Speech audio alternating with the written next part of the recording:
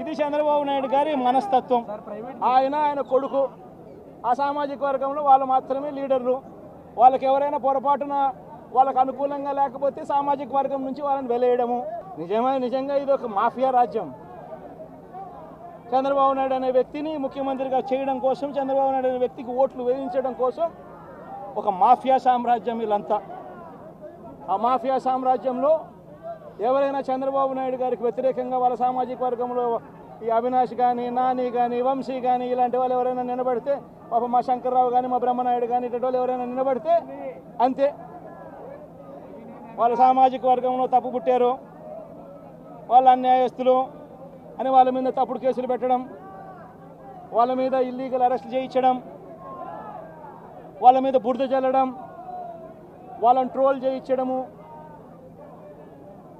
ఇవన్నీ కూడా చంద్రబాబు నాయుడు గారి నైజం, లోకేష్ గారి నైజం చూపిస్తుంది ఇవన్నీ కూడా.